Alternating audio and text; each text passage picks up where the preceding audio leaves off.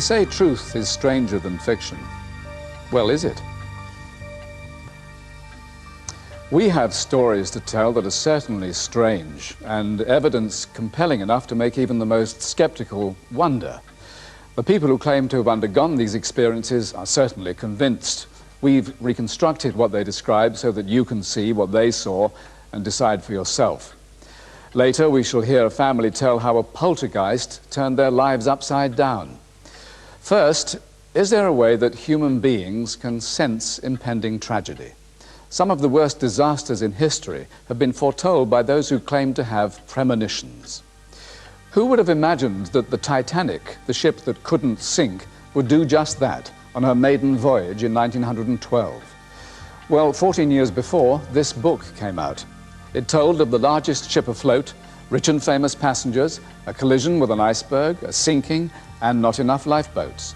The ship was called the Titan. But if premonitions are so accurate, can nothing be done to stop them becoming reality?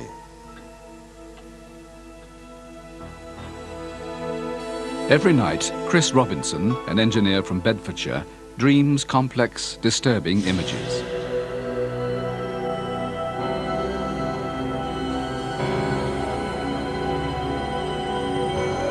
Dreams that apparently come true, and they've been so accurate that the authorities listened to his warnings. He is designated a contact, and then really we act as a filter to see what he is saying and try and make something of it. If I'm crazy, they're crazy too, and they're not crazy, so this is really happening. Chris Robinson makes notes of his dreams. The images at first are meaningless, but when he decodes them, they seem to predict dramatic events. Dogs mean terrorists. Fish mean terrorists about to be caught. Snow means that the situation that I'm looking at is imminent and it's dangerous. Chris saw danger when he had a series of dreams about a Royal Air Force base, Stanmore Park in Middlesex. I saw dogs in a graveyard, and I knew that dogs meant terrorists. I saw clocks ticking. There was photographic equipment. There were all these strange symbols. Chris couldn't work out what the photographic equipment meant, but put together the other symbols predicted that terrorists were going to attack the airbase. The logbook there records how Chris phoned the guardroom to warn them of his premonition. They didn't really know what to say to me on the telephone, so I then decided that I wasn't going to mess about anymore. I was going to drive down there and present myself at the main gate. Can't really explain what it feels like to know that something is going to happen that you can't possibly really know in advance. Hello, sir. Hello, my name's Chris Robinson. Look, yes, sir. I phoned up I a was couple of times. I frightened, want to speak to someone. I was nervous, but on the other hand, I knew that if I didn't go there and warn them, there could be a lot of people killed. In the guardroom, Chris Robinson was interviewed by the duty sergeant, Brian Earle. You have to be very careful when this situation arises, because there's hoax bomb calls and such like. And the individual could have been a total madman for all we were concerned. It's always RAF Stanmore when I'm going past. Then I see The RAF police were naturally suspicious. Who was this man, and why was he making these claims?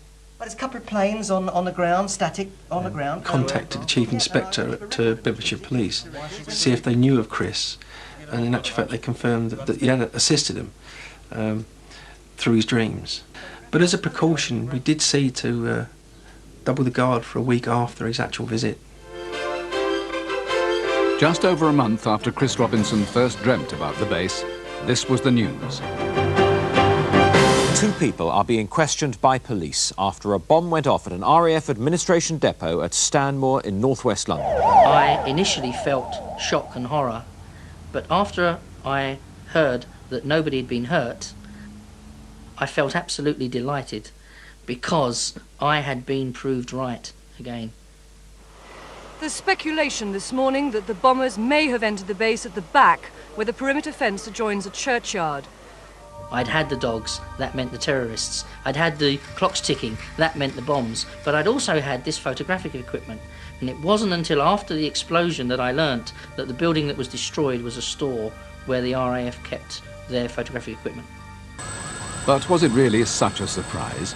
Terrorists had attacked 4 military targets in just over a month. Chris Robinson's premonition about Stanmore Park could have been just a lucky guess or coincidence. What about this vehicle, Mr. Robinson? What about this yellow and green vehicle? It could be just 1 in a billion chances. For instance, plane crashes. Statistics show that there's 1 major plane crash in the world somewhere every 2 weeks. Coincidence can indeed explain away many cases. To me, I think that Chris Robinson's results are beyond coincidence. He's certainly come up with many interesting cases of things that are most unlikely to occur. And these interest me because they're not trivial things. Dan Eldon was only 22, but already a brilliant news photographer. He'd grown up in Africa. Covering the war in Somalia, he was taking pictures of an attack by American helicopter gunships when a Somali mob turned on him and killed him. What wasn't known at the time of his death was that a few weeks earlier, Dan's mother, Kathy, had been warned by Chris Robinson that her son was in grave danger. Chris was very concerned and came over to my house with a dream that he had had about a swarm of bees around my family. She then told me that her son was in Africa, and I said to Kathy, I feel that the problem could be him, so please tell him to be careful. Up to that point, no journalist had been killed. And I believe that Dan, with his streetwise aspect in Africa and the fact that he was friends with so many people, that he would somehow make it through. The images Chris Robinson saw made his fears for the young photographer grow. But he couldn't see enough to prevent what was about to happen. Chris talked with a close friend of mine on the weekend before Dan was killed. He had a number of images that he couldn't make sense of. 4 dead photographers, in seaside place, salt water will damage the lens, F4, rescue me, Kathy. Afterwards, it just makes so much sense. It's frightening. Talking about cameras, telescopic lenses, 4 dead photographers, there were indeed 4 who were killed. Salt water affecting the lens.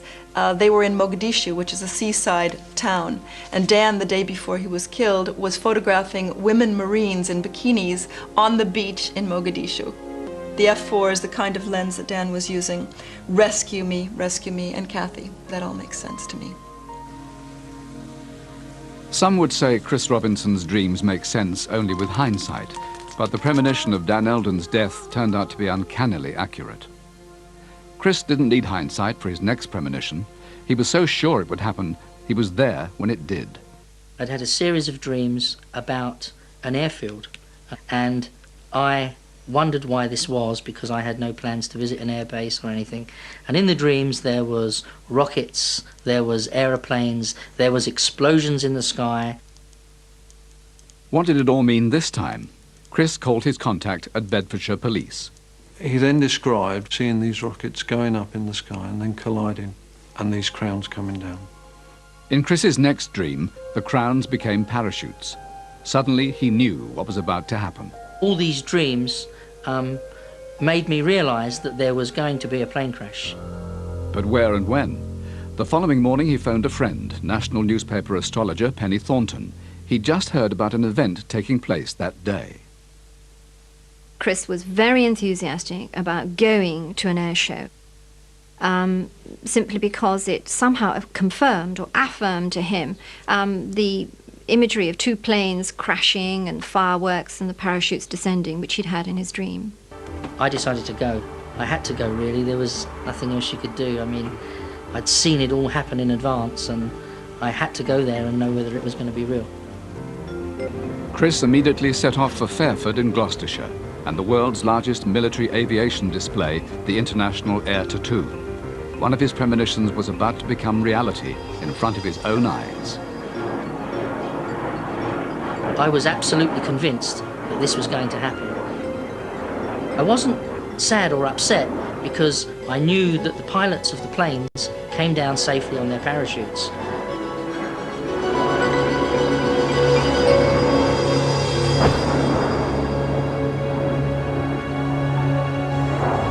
The people that were with me said, "My God, you know, nobody can survive that." And I said, "Oh, no, don't worry. In my dream, they come out on their parachutes, there's no problem." Two Russian fighter planes collided today above tens of thousands of people at an international air show in Gloucestershire. Both pilots ejected and were only slightly injured. I was at the right place at the right time, but how did I know in advance? The pilots didn't. Those who've heard Chris Robinson's premonitions are ready to believe that he can foretell the future. Tragically, the clues to photographer Dan Eldon's death didn't add up in time. But since then, Chris has been able to help Dan's mother in another way. Kathy Eldon is a former journalist herself and wary of believing what she knows she wants to believe. But she's been astonished by the messages Chris has relayed through his dreams, messages only her son could have sent. He said he wanted money raised for the charity which was going to be named after him. He talked about film in his camera, where to find negatives that we had lost. There was just this sense of tremendous life and joy that radiated out of this character, and it made us all very happy to think that he was still around in such a positive way. After Dan Eldon's death, those remarkable pictures were gathered together and published as a tribute. And proceeds from the book go to the charity which his mother, Kathy, did set up in his memory.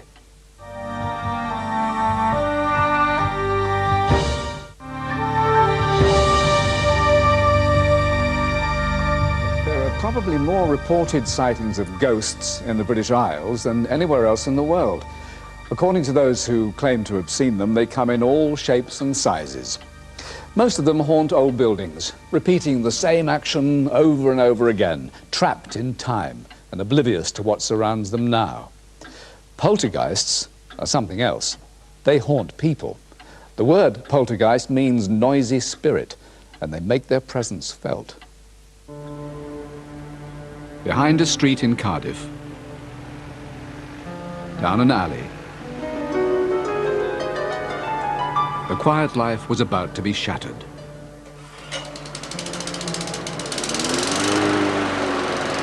We started in this building about 15 years ago, repairing all sorts of grass cutting equipment, and later on we started to sell mowers.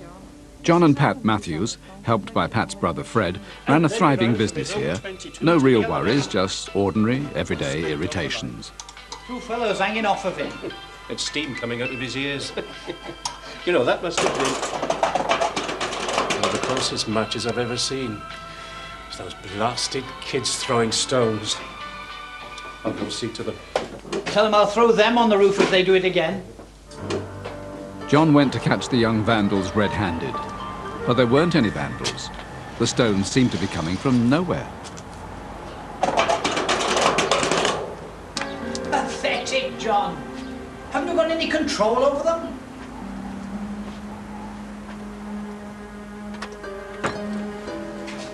There's nobody out there. Pull the other one. Come out of thin air, did they? Baffled. We were baffled that there weren't any kids around here. And nobody that could throw stones. We just couldn't understand it. We just couldn't understand where they were coming from. I thought he was a nutter, to be honest. I thought he was mad. I thought people throwing stones, it's got to be. Can't be anything else. And I started to get worried that there was something strange here in this building. Whatever it was about to move in at Moa Services. I would see little things flying across the room. Used to just throw stones and things like ball bearings. Then suddenly, in this one corner of the shop, it got ice cold. And then there's a terrible smell of burning. Somebody or something seemed to be playing childish tricks, like hiding keys. We searched high and low for these keys. It went on for 5-10 minutes or so. Then all of a sudden, these keys came shooting across the floor. Then money began appearing. Every morning, it got in turns. We were having it in turns. Each had a £5 or £10 note, and then stuck in the ceiling tile. Unable to believe that one of them wasn't responsible, the family set up a test. They said, close the doors, both sides, and we'll see what's happening. Right, come on then. We're going to settle this once and for all. Hands on the bench. Fingers touching. Right. Come on then. Throw us a stone. There was no chance of anybody being in that shop except us three. Hang on. If we're going to do this as a proper test, well, I think we should be writing everything down. With that, a pen dropped, and then I started saying things like engine parts. What about a plug? We knew then that it wasn't one of us. We were looking at each other, our hands were still on the bench. We were there 2 hours, and I went home and told my wife I just spent the most fascinating couple of hours in my life. I couldn't believe it. We were never really afraid of it. It became part of the family. We decided that we'd name him, and we called him Pete the Poltergeist. A poltergeist called Pete? Could there be such a thing? And why was it favouring Moa Services with its attentions? The family needed expert help. They called in David Fontana, a university professor with an interest in the paranormal. Most of my visits were unannounced, so they didn't know that I was coming at any particular time. With the element of surprise, the professor would surely get to the bottom of what was really happening. As I entered the workshop, at that very moment, a stone was thrown across the room and bounced off a piece of machinery. John was sitting there talking to one of the sales representatives, but there was no question that either of them was involved in this. And John looked up at me and said, "There, see what I mean? He's greeting you." I think I was very pleased, actually, because it's so rare for an investigator to be there when things actually happen. That made me take things very much more seriously than perhaps I otherwise would. Professor Fontana was so convinced that he filed reports on what he called the responsive poltergeist. He said it possessed both intent and the rudimentary intelligence necessary to accomplish this intent. And he drew diagrams showing how, when objects were thrown into a corner he called the focus of activity, some force catapulted them back. You don't see the things in midair. You hear them hit the wall and clatter to the ground, you look round and the stone is there, but you don't actually see it in flight. Which, in a sense, rather strengthens the idea that nobody's playing tricks, because if they were, you would see the thing in flight. With Professor Fontana's reports, the case began to attract attention across Wales. I wouldn't like people, you know, to get the wrong idea, and we were afraid if we started advertising about it, you know, we would frighten customers away. But the customers kept coming, and so many people were eyewitnesses that this became one of the biggest poltergeist cases ever. I was just as sceptical as everybody else. I'd heard all about this poltergeist, but I was in the shop one day and little nuts and boats sort of were just flying around and dropping from nowhere. It was quite incredible and quite scary. After thieves broke into Moa Services one night, the insurance assessor who came witnessed it too. When I was there, I heard the stones or noises coming from the back of the shop. When I asked them what it was about, I was told, "Oh, that's Pete the Poltergeist." I didn't really believe him. So I opened the door and looked through, and I could see a stone whizzing around on the floor. There was nobody else out there. When Gareth Lucas went back to the office and told his story, the other insurance staff, not surprisingly, laughed, until a colleague went, and the same happened to him. Quite to my amazement, small stones and things were flying around and pinging off shelves, and I was able then to go back to the office and confirm his story. Even the Baptist Church, one of two chapels either side of Moa Services, began to experience poltergeist phenomena. Before I knew anyone else had problems, one evening I was working up here in the office and stones started hitting the window. I did everything I could to find out what it was. There were no people down there. I went down and looked around. There was nobody there that could throw stones. When I came back upstairs, the whole business continued. But the minister believes he has an explanation. As a Christian, I believe we live in a visible and seen world which has a supernatural dimension wrapped around it. So what might that supernatural dimension be? Maurice Gross is a leading poltergeist expert. He's been investigating cases for 17 years. There are two main theories of poltergeist phenomena. One is that some people have the ability to exteriorize a force which affects their physical surroundings without physical means. And the second theory is interference by outside entities. Now, we don't know what these entities are, but sometimes they appear to be spirits of dead people. Nobody knew what the Moa Services poltergeist might be until one day Fred says he saw it. We were fixing his mower on the floor, and I looked up, and there was a tiny boy. John, don't do anything too violent. What are you talking about? I'll have to be violent to get this thing off. No, I don't mean that. Now, do as I say. Don't turn around quickly, but look up gently at the shelf behind you, okay? What are you talking about? He was up there, on the shelf. A little boy. It must be Pete. Half a house brick came hurtling down, and we both panicked with amazement. As you can imagine, he was all grey. No face, but the face was there. It's hard to explain. And all you could see was his hand waving. From then on, the poltergeist never left Fred alone. Last year, Moa Services outgrew its old premises and moved to a new industrial estate. Pete the poltergeist didn't follow. He moved in with Fred instead. And there's countless things that happened at home. Pictures turning in the frames, spoons being thrown up the stairs, pound coins. Oh, it's amazing. Fred Cook and his wife have moved home to escape their unwanted guest. They took the precaution of breaking a piece of pottery which had kept appearing and disappearing. So far, there's been no sign of anything happening again. And those are our stories tonight. Strange, I'm sure you'll agree, but true. Until next week, good night.